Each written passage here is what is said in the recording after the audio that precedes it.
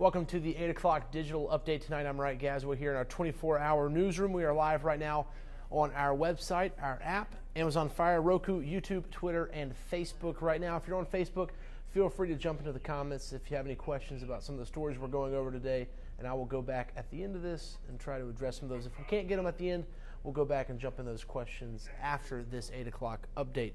We will go through some of today's top stories for you and then let you know what we have working on you for later tonight as well on the news at 11. And we have a couple more digital updates tonight. Jumping right in, though, starting in Savannah, they say as technology improves, so too do the methods of crooks and thieves.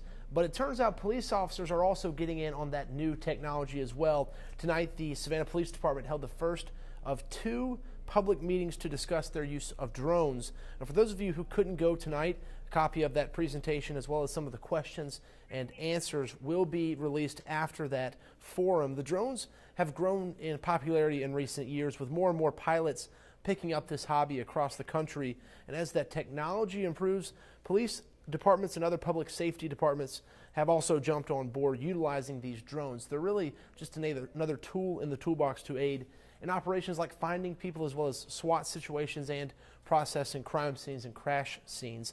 I think it's a great idea in the hands of people like the law enforcement officers. They can do search and recovery. They can public safety departments using those drones you see them right there. I think it's a great idea in the hands of people like the law enforcement officers. They can do search and recovery.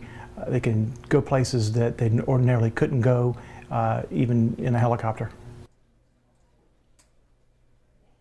Once again, there will be another public meeting held this week. That will be October 4th from 5:30 to 6:30. That's Thursday in the squad room at the SPD headquarters on Habersham Street. The officers say there will also be another meeting once they get these drones in for people to come out and get their hands on those drones as well as watch maybe even a flight demonstration.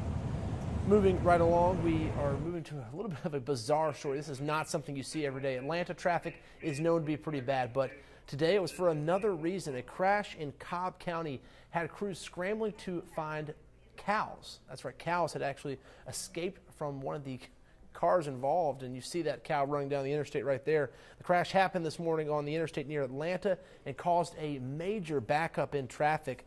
A tractor trailer carrying those cows had overturned. Unfortunately, a few of them did die as a result of the crash. Another driver hit and killed one of the cows as well and had to be taken to an area hospital. Up to 70 cows were loose in that area at one point.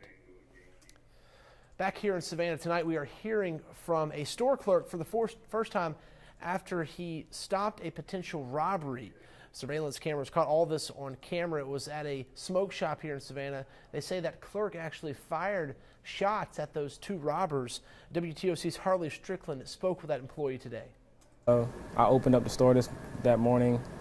It was around maybe 10:30 when they came in. Thought they were just regular customers. Lawrence was on a phone call with the store owner at the time. He turned to go behind the counter, and that's when he knew something wasn't right. When I turn my back, all I hear is someone say, go ahead and give it up, turn back around. They already had their masks on, gloves on. In the security video, you can see Lawrence turn around and try to get a good distance away from the men. The two men, police say they believe, were attempting to rob the store. He saw one of the men had a gun. Lawrence pulled his own gun out and told them to leave. He then chased them out of the store. When they got to the edge of the street, they kind of act like they was about to turn around, so I just fired 2 warning shots. Lawrence says he always carries a gun with him for safety.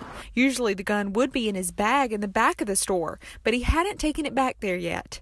It was a very traumatizing experience because they walked in as customers, but turning my back for a few seconds, it turned into a movie scene really fast. The store has added more security cameras and a security guard in the shop since the incident. Well, right now there has not been any arrests made in this attempted robbery, but we will continue to follow the story and bring you the latest. In Savannah, Harley Strickland, WTOC News. Thanks for that, Harley. If you see those guys or know anything about that, obviously call police. That is a crazy story that could have had a much worse ending. Looking through some of the comments, looks like most people are just saying hello and waving. So thanks for joining us tonight. As always, thanks for watching these digital updates. But remember, our news is always online. You can always catch up with the very latest on all of our social media platforms, as well as on our news website and our apps. Coming up at 9 o'clock, we will have a weather update with Jamie Earl. She'll tell us what we need to know ahead of this week. Looks like it's going to be a little bit better. Still a little bit warm considering it is now fall, but she will have that update for you at 9 o'clock. And then Don Baker will have another news update tonight at 10 o'clock. As always, thanks for joining us and have a great night.